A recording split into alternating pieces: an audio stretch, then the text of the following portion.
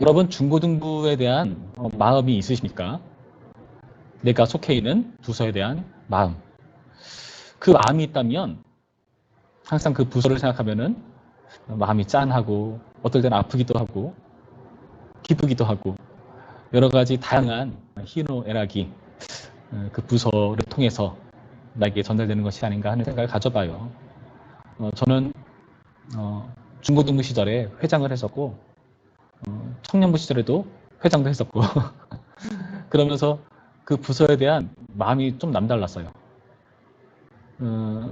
제가 좀 안타까운 것 중에 하나는 뭐냐면 예전 같은 경우는 중고등부나 청년부나 임원이 주체가 돼가지고 뭐 프로그램을 짜고 계획하고 도움이 필요한 것들에 한해서 선생님들의 도움을 구하거나 뭐 재정적인 부분이죠. 그리고 여러 가지 목사님의 필요가 있는 부분들을 이렇게 요청하고 이렇게 임원들이 주가 돼서 활동을 했는데 사실 요즘 그게 잘 이루어지기 쉽지 않은 때가 아닌가 싶어요. 임원한테 제가 연락을 취해야 되나 하는 고민을 한 적이 없지 않았습니다. 종종 있었는데 그냥 연락을 제가 안 했던 적이 많아요. 왜냐하면은 다들 바쁘거든요. 기숙사에서 스마트폰을 할 수 없는 상황에 있다던가 아니면은 모여서 좀 이렇게 회의를 해달라고 하기에는 그런 경험도 전무하고 그런 분들이 사실 좀 아쉽기는 합니다. 사실 그런 걸 통해서 부서에 대한 마음이 생기는 말이죠. 여러분은 중고등부에 대한 마음이 어떠신지 잘 모르겠어요. 그 부서에 대한 마음이 여러분에게 좀 생기기를 바랍니다. 근데 그것은 사실 부서에 대한 마음을 가집시다 뭐 이렇게 구호로 되는 건 아니죠. 여러분이 계속 부서에 참여하고 나오면서 그리고 활동을 하면서 그리고 그 부서 안에서 동료들과 친해지고 친구가 생기고 함께 뭔가를 준비하고 연습하는 그런 일들도 해나가면서 그 경험이 쌓이면서 그 마음 또한 쌓이는 거죠. 그래서 이런 부분들이 참 아쉽다는 생각을 많이 가져봐요. 그래서 여러분들에게 부탁드린 거는 이제 12월 중에 우리가 성탄절을 준비하는 행사를 가질 예정이에요. 각 교육부서별로 역시 준비를 합니다. 우리 중고등부는 어떻게 하나요? 우리도 좀 다 컸는데 우리가 하면 어르신들 막 징그러워하실 텐데 우리 애기들이 해야죠. 우리가 뭘 합니까? 할 수 있어요. 그러나 어른들 봤을 때 여러분 여전히 애기예요. 그러니까 여러분도 이제 중고등부도 그것을 준비해야 됩니다. 아마 박정지사님께서 아주 멋진 대작을 준비하고 계신 걸로 제가 알고 있어요. 여러분들 마음의 준비를 하셔서 꼭 참여해서 함께 하겠다. 재능 있는 친구들이 하면 되죠. 그런 거 필요 없어요. 여러분 솔직히 말해서 잘하고 능숙하고 멋들어진 연기를 보려면 이런 행사를 할 필요가 없죠. 영화를 보는 게 낫죠. 그렇지 않습니까? 우리가 이 행사를 통해서 하는 건 뭐냐? 그리스도의 태어나심을 기뻐하고 감사하면서 그 안에서 함께 교제하면서 그리고 내 아이가 우리 중고등부 학생들이 이렇게 많이 잘하고 하나 되고 저렇게 화합할 수가 있구나 하는 걸 보면서 확인하면서 기뻐하고 즐거워하는 자리라는 거죠. 그래서 저는 이번 기회에 여러분들이 이런 성탄 행사를 준비하면서 마음이 좀 모이고 중고등부 부서에 대한 마음도 생기고 그리고 이전에는 서먹했지만 코로나 때문에 더 그랬죠. 이런 기회를 통해서 더욱더 친구가 더 많이 생겼으면 좋겠다는 생각을 가져봐요. 그래서 같은 학년끼리만도 아니고 위아래로도요. 그래서 여러분 이제 12월 되면은 아마 여러분 시간이 없기 때문에 우리가 막 되게 강요하지는 않을 거예요. 그러니까 주일날만이라도 이렇게 연습을 할 수 있게 될 텐데 그때 여러분 잘 해주셨으면 좋겠습니다. 무슨 말을 하고 싶은 거냐면은 부서에 대한 마음이라는 거죠. 그런데 제가 이 말을 하면서 한편으로 또 염려가 되는 건 뭐냐? 이렇게 여러분께 말씀드렸지만은 사실 여러분이 마음이 열리는 거는 정말 별개의 문제거든요. 제가 여러분을 막 닥달하고 혼내고 안 좋은 소리도 하고 막 때려가면서 욕해가면서 억지로 끌어안을 수는 있겠죠. 근데 그렇게 하지 않는 이유가 뭐겠습니까? 그걸로 사람의 마음이 열리지 않거든요. 그걸로 사람이 쉽게 오히려 마음을 닫았으면 닫았지 열리진 않거든요. 그래서 걱정은 뭐냐?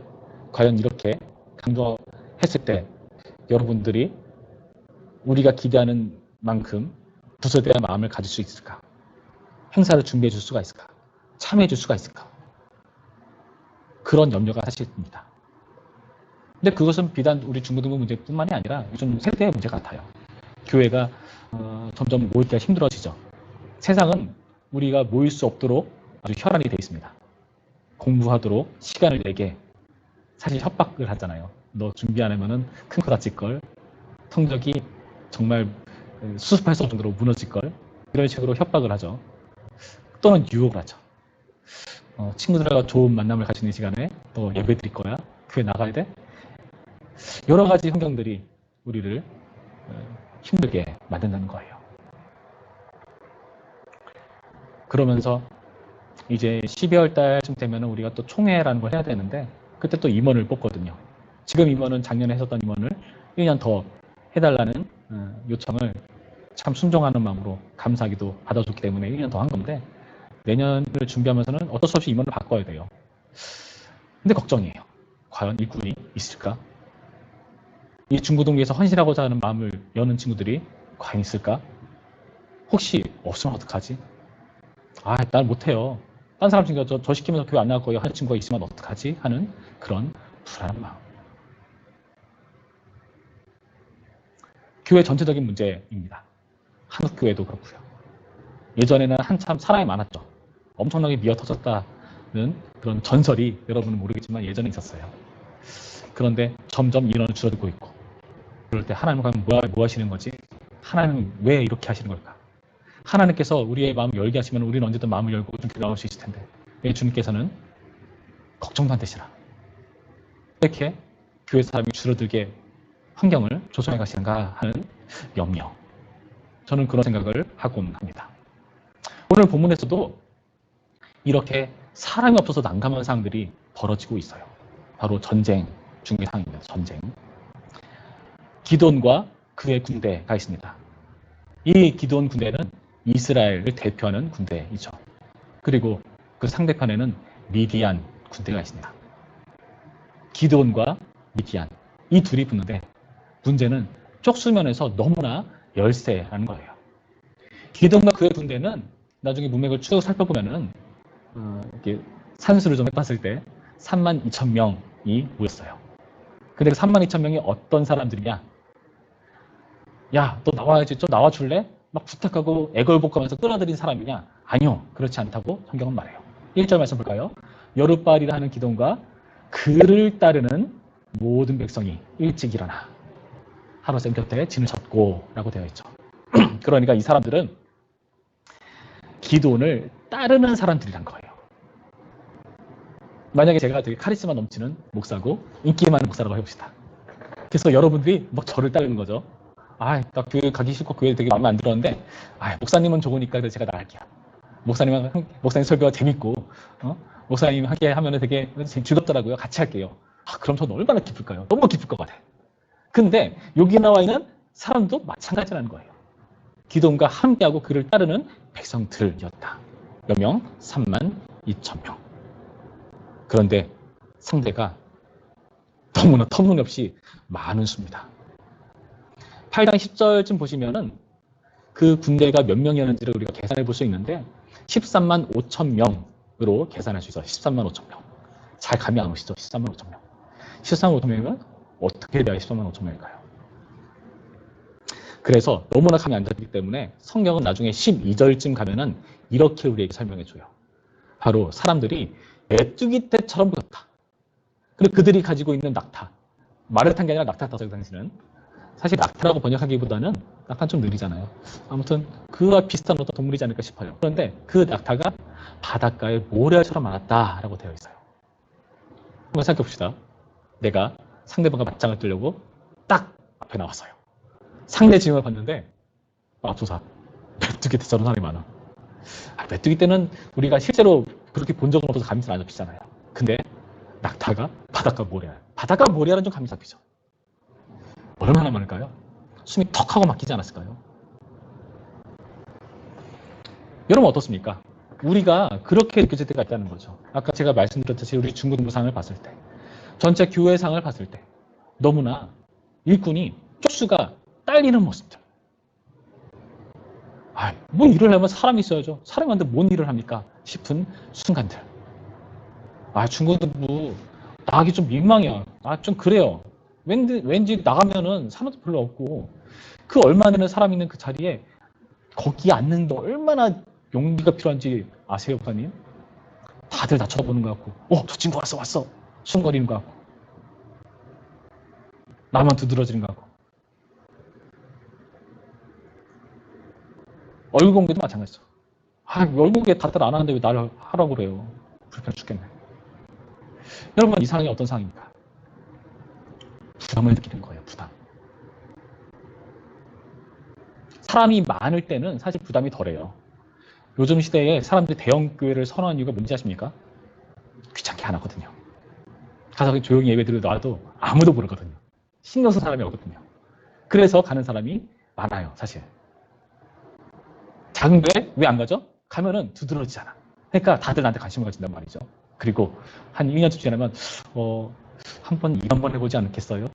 어느 부서를 좀 섬겨주지 않겠어요? 그 말이 나오거든요. 여러분, 이게 현실이라는 겁니다. 지금 기도원과 그 군대는 이와 비슷한 상황을, 아니 더 심한 상황을 겪고 있어요. 그런데 이렇게 터무니없는 상황 가운데 주님께서는 너무나 어이없는 말씀을 하고 계십니다. 뭐라고 하시는가? 2절 말씀에 이렇게 되어 있죠. 여호와께서 기도원에게 이르시되 너를 따르는 백성이 너무 많은즉. 제가 기도원이라면은 너무나 답답할 거예요. 아니, 남 믿고 여기까지 와줬는데, 남 믿고 중고등부 적응하려고 이렇게 애쓰고 있는 친구들이 있는데, 근데 너무 많어. 너 따르는 친구 너무 많어. 라고 말하고 있어요. 그러면서 무엇이라고 말씀하시는가? 3절 계속해서 읽을까요? 3절. 이제 너는 백성의 귀에 외쳐 이르기를 누구든지 두려워 떠는 자는 길라산을 떠나 돌아가라 하라 하시니 이에 돌아온 백성이 2만 2천 명이요. 남은 자가 10,000명이었더라. 여러분, 이게 얼마나 어이없는 상황입니까? 상대 지장은 지금 13만 명이 넘어요. 근데 얼마 안 되는 그 3만 명 중에 2만 2천 명을 떠나보내라. 두려워 떠는 자를 보내라고 하시네요. 하나님께서 왜 그들을 떠나보내라고 했을까요? 두려워 떠니까 그럴 수 있지. 정말 소수 정예를 남겨두는 게 더 나을 수도 있지. 신명기서에 보면은 신명기 20장 8절 말씀 보면은 두려워 떠는 자를 전쟁에 참여하지 않게 율법으로 정해놓은 구절이 있습니다. 왜냐하면 그들이 오히려 전쟁 중에 사기를 떨어뜨릴 수 있다는 이유로 그 신명기서는 설명을 해요. 그런데 오늘 본문에서 하나님께서 정말 그들이 두려워 떨기 때문에 군사의 사기를 떨어뜨릴 거라 돌아가라 라고 말씀하실까요? 여러분 어떻게 생각하시나요?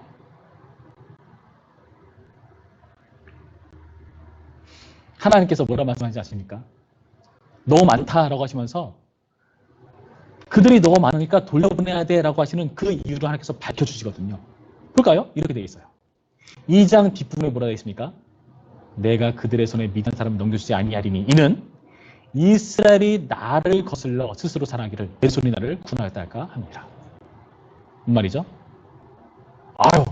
우리가 힘이 있어서 우리가 사람이 많아서 이겼잖아. 이런 말 나올까 봐 하나님께서 너무 많다고 하신 거예요. 그러니까 너네 중에 두려워 떠는 자들은 돌아가. 기도 믿고 기도는 따라서 나왔는데 그 중에서 두려워 떠는 자들 다 돌아가.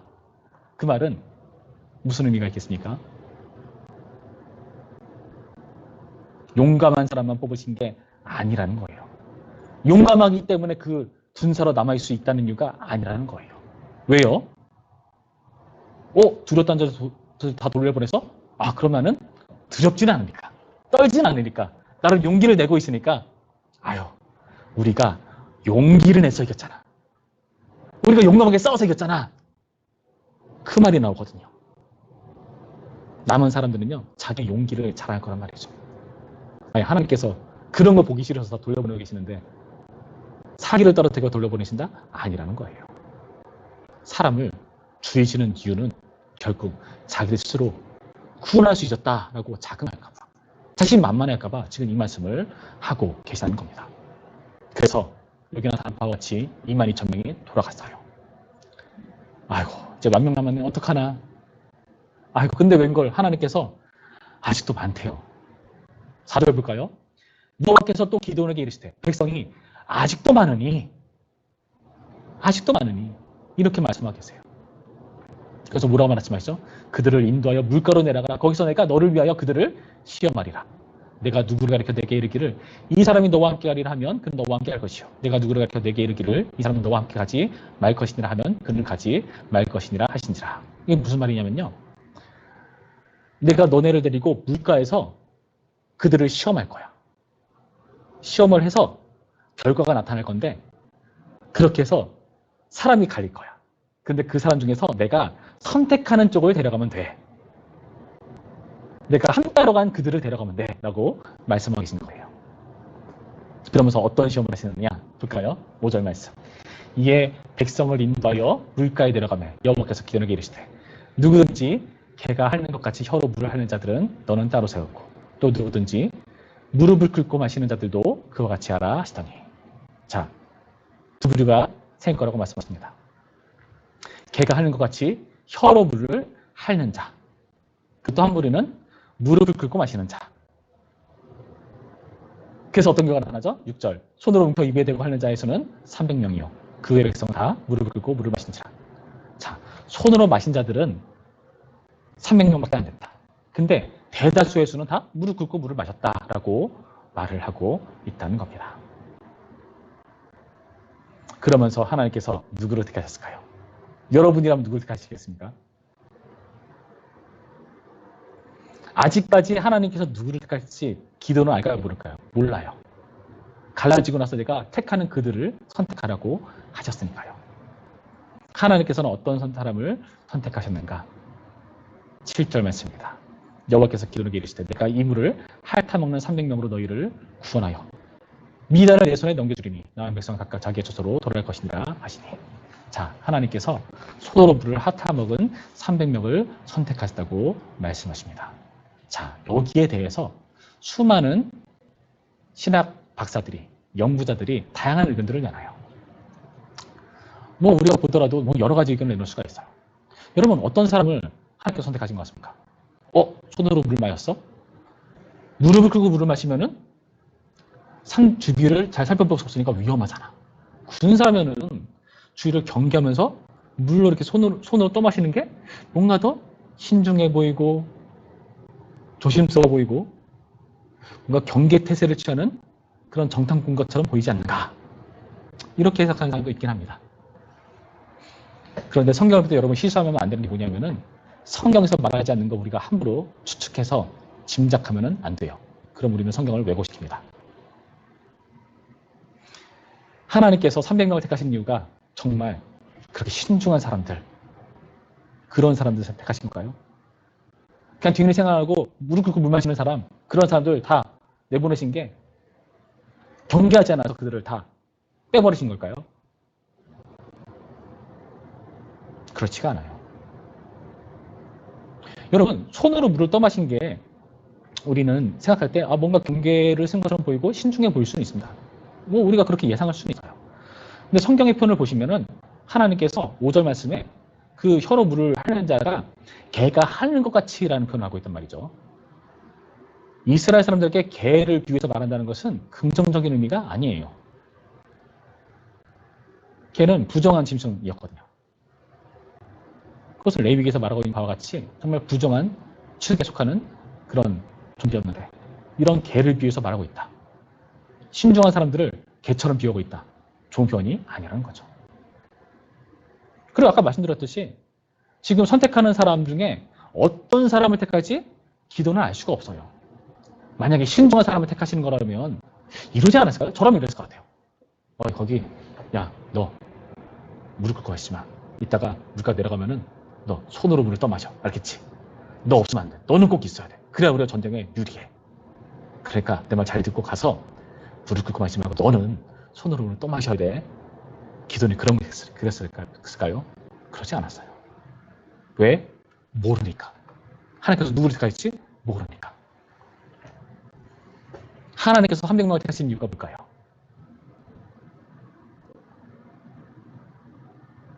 우리가 아까 읽었던 바와 같이 이스라엘 나를 거스려 스스로 자랑하기를 내 손이 나를 구원하였다 할까 함이라.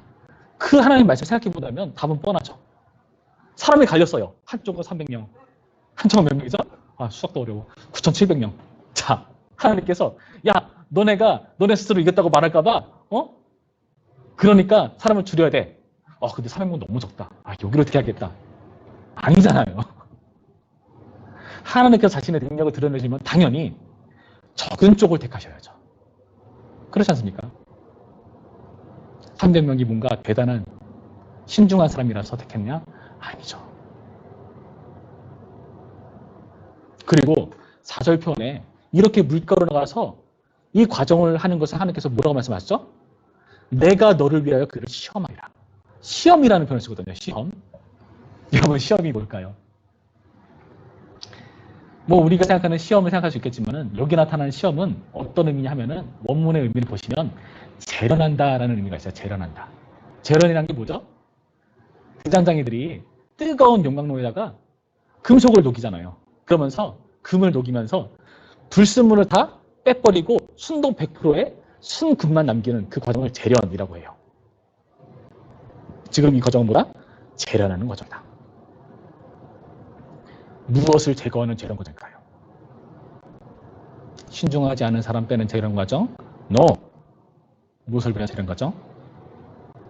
스스로 자긍하기를 우리가 잘나서, 우리가 용감해서, 우리가 잘 싸우니까, 우리가 신중한 그런 정탐꾼의 자세를 가지고 있으니까 그래서 이긴 거야. 그렇게 스스로 자긍하려고 하는 그런 자긍심. 그들 스스로 능력이라 여기는 그런 부분들. 쪽수, 숫자, 이런 것들, 그런 것들을 제거하는 재련 과정이라는 겁니다. 다시 말해서 하나님의 영광을 가리는 불순물을 제거하는 재련 과정이라는 거예요. 하나님께서 한 명 택하신 이유는 무엇일까요? 그저 적은 쪽을 택하신 겁니다. 소수 정예를 뽑은 게 아니에요. 적은 쪽을 택하신 거예요. 여러분, 이 과정이 우리에게 주는 의미가 있습니다. 예전에 한국교회는 너무나 사람이 많았어요. 이런 우스갯소리도 있었어요. 길을 가다가 김지수님 하면은 길 지나가던 사람의 열의 업은 다 뒤를 쏘았다. 그런 말이 있을 정도였어요. 성탄제일교회도 그랬으리라고 제가 예측해 보는데 제가 그 경험해 보진 않았지만 정말 이 주일학교 부서 이 자리가 빈자리 없이 꽉 차고 오히려 넘쳤던 그런 시절 있었을 겁니다. 제가 중고등부 시절만 하더라도 사람이 이렇게까지 적지는 않았어요. 그리고 일꾼도 많았고요. 교수들이 막 닥달하거나 막 이렇게 강조하지 않아도 그들 스스로 기도 모임 만들고 기도하고 그들 스스로 회의하고 이번 수련 주제는 이렇게 해놓은 게 좋을 것 같아. 이게 우리 중고등부에 맞는 주제야. 이 주제 가지고 목사님께 수련회 때 이 주제로 설교해달라고 부탁드리자. 이런 식으로 주도적인 부서였어요. 그런데 점점 가면 갈수록 이런 현상은 무엇일까요? 물론 우리가 많이 약해지고 부족해지고 한 이유가 있을 겁니다. 그런데 때로는 어떤 생각을 가져보면은 하나님께서 불순물을 제거하시는구나. 그 생각을 지울 수가 없겠더라고요. 너네가 잘된 거, 교회가 잘 나가는 거, 기독교가 힘이 있기 때문에 잘 나간다고 너네가 그동안 너무 기고만장했었다. 그래서 너네가 나를 찾지 않고 너네 힘을 의지했다. 너희가 가진 막대한 재정을 의지했고 너희가 가진 막대한 실력을 의지했고 성도수를 자랑했고 재능들을 자랑했고 실력을 자랑했고 그래 너희 중에 힘이 있어서 수많은 이 나라 아주 중요한 자리자리에 장로도 있고 권사도 있고 집사도 있고 그렇게 된 거 내가 다 안다. 근데 너네가 그 가운데서 빛과 소금이 되지 못하고 있다. 오히려 나의 영광을 가리고 있더라. 그러면서 한국교회가 이렇게 된 것은 하나님의 축복이다. 라고 이상한 명분으로 스스로 이상하게 자랑하기 시작하더라. 여러분, 이런 내용이 아닐까? 저는 오늘 본문을 보면서 그 생각을 지울 수가 없었습니다. 예수님께서 이 땅 가운데 오셨을 때 사람들이 기대했던 메시아의 모습은 무엇이었습니까? 로마의 압제로부터 우리를 구원할 수 있는 능력 있는 왕. 그래서 예수님께서 오병이어의 사건을 일으키셨을 때 사람들이 이 사람이야말로 메시아다라고 예수님을 엄청나게 많은 수가 따르기 시작했습니다. 예수님께서 진단하시죠. 이들이 나를 쫓는 까닭은 떡을 먹고 배부른 까닭이다. 그 떡이 없으면 그들은 다 떠나버릴 존재에 불과하다. 예수님께서 오히려 그들을 이상한 말씀하시면서 그들을 다 떠나게 만들어버리시는 스스로를 인기 없는 사람으로 만드셔서 하늘 영광 가린 자들을 다 잘라내시는 그런 모습을 보여주셨어요. 여러분, 그게 바로 성육신의 의미이죠. 이해할 수가 없죠. 하나님 이해할 수가 없습니다. 만약에 제가 하나님이라면 이렇게 세상 경험하지 않을 거예요. 만약에 제가 하나님이라면 이 중고등부 엄청나게 붕괴시킬 겁니다. 이 중고등부에 정말 재밌는 프로그램을 도입할 거예요. 하나님 믿지 않는 사람들 다 일이 안 풀리게 만들 거예요. 그래서 왜 일이 안 풀리지? 그리고 하나님 믿는 사람들 다 잘 되게 할 거예요. 예수님 믿으면 잘 되는구나. 그러면 당연히 전도 잘 되지 않겠습니까? 당신이 이렇게 힘든 거 예수님 안 믿어서그렇습니까? 예수님 믿어보세요. 숫자가 될 거예요. 건강해질 거예요.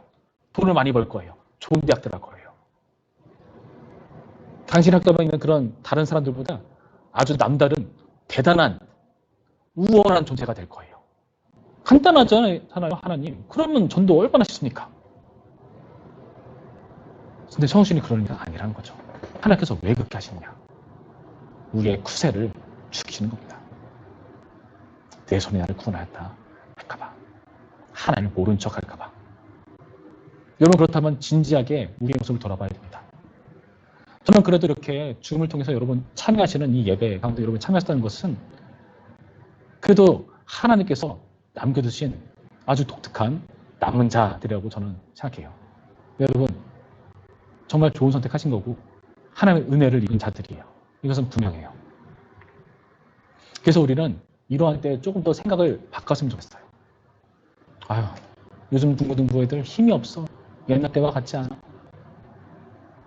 아무것도 못해. 이런 말을 듣는 것처럼 힘들고 어렵지만은 여러분, 그러나 우리가 이렇게 남아있다는 것에서 여러분의 은혜를 찾았으면 좋겠습니다. 우리는 이럴 때 사도 바울이 뭐라고 말했는지를 조금 들어볼 필요가 있어요. 사도 바울이 고린도후서 12장 9절부터 10절까지 이런 말을 우리에게 들려줬습니다. 얼핏 들으면 쉽게 이해가 되지 않는 표현이기도 해요. 사도 바울이 이렇게 하면 말의 의미가 뭔지를 여러분 한번 곰곰이 생각해 보기를 바라요. 고린도후서 12장 9절부터 10절 이렇게 되어 있습니다. 나에게 이르시기를 내 은혜가 내게 족하도다. 이는 내 능력이 약한 데서 온전하여 짐이라 하시니라. 그러므로 도리어 크게 기뻐함으로 나 여러 약한 것들에 대하여 자랑하리니 이는 그리스도의 능력이 내게 머물게 하려 함이라. 그러므로 내가 그리스도를 위하여 약한 것들과 능력과 궁핍과 박해와 곤고를 기뻐하노니 이는 내가 약한 그때에 강함이라. 여러분, 이 말이 왜 나오냐면은 사도 바울이 육체에 우리가 정확히 알 수 없지만 뭔가 장애와 불편한 부분을 가지고 있어요. 이거는 사도 바울뿐만 아니라 우리 모두 가지고 있습니다. 여러분, 남들에게 들키기 싫은 여러분의 약점이 있잖아요. 모두가 다 알고 있지만 공론화시켜서 나타내기 두렵고 떨리는 나의 아킬레스건이 있잖아요. 마음에 안 드는 여러분의 신체 일부가 있잖아요. 마음에 안 드는 여러분의 환경이 있잖아요. 사도 바울도 그랬거든요.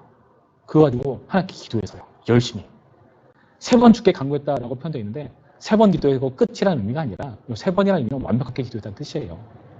이들 수사법의 이런 표현을 이해하신다면요. 근데 하나님께서 하신 말씀은 뭐다? 내 은혜가 내가 족하다. 너 충분히 은혜가 있다. 왜? 이는 내 능력이 약한 데서 온전하여 짐이라. 사도 바울이 마음을 바꿔 먹습니다.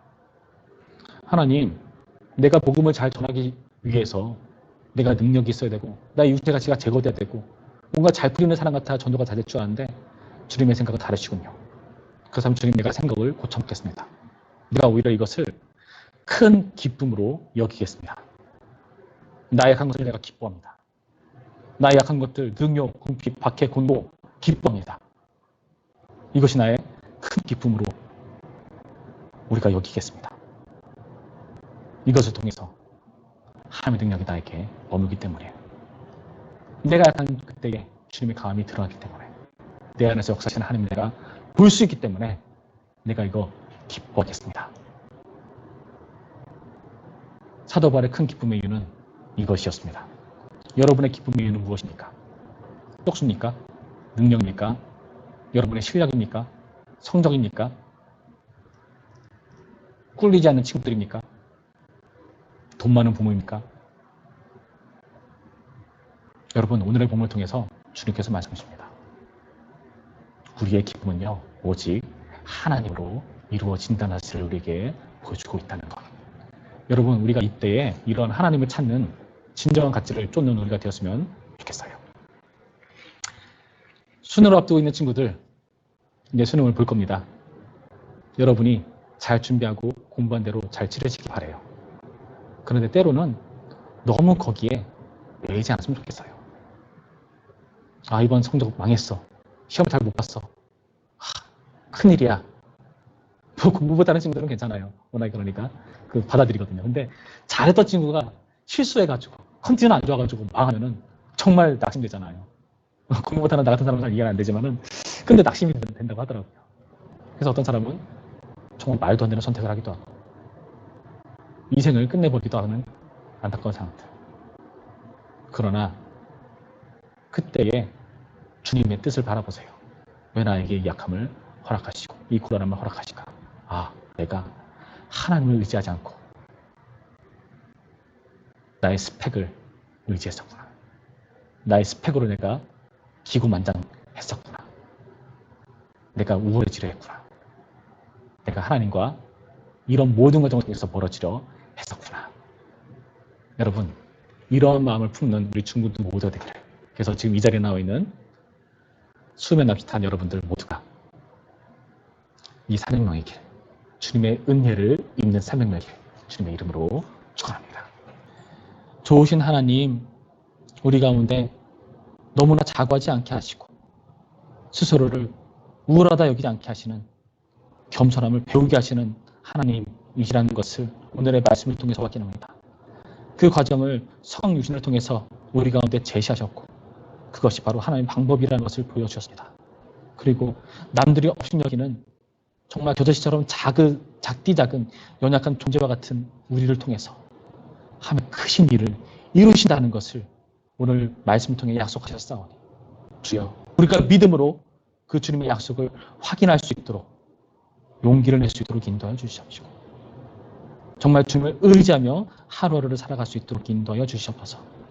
우리 중고등부와 주님 안에서 더욱더 서로를 돌아볼 수 있는 나만 사는 것이 아니라 서로가 없으면 살 수 없는 존재라는 그 연약한 겸손에서부터 시작할 수 있는 존재일 수 있도록 인도하여 주시옵시고 그 과정 속에서 역사하시고 기름 부으시고 일하시는 크신 하나님을 우리 모두가 누리게 되는 영광 허락하여 주시옵소서. 이제는 우리 주 예수 그리스도의 은혜와 하나님의 사랑과 성령의 교통하심이 교만치 않게 하시고 겸손케 하셔서 크신 하나님의 능력을 보여줄 기회를 만드시는 하나님을 의지하기로 다짐하는 우리 모든 중고등부 지도자들과 선생님들과 온 교회 가운데에 이제부터 영원토록 함께 있을지어다. 아멘.